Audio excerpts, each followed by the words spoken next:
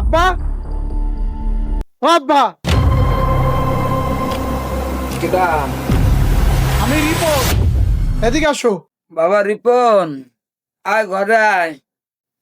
না, আমি ঘরে মারো ঢুকবো না।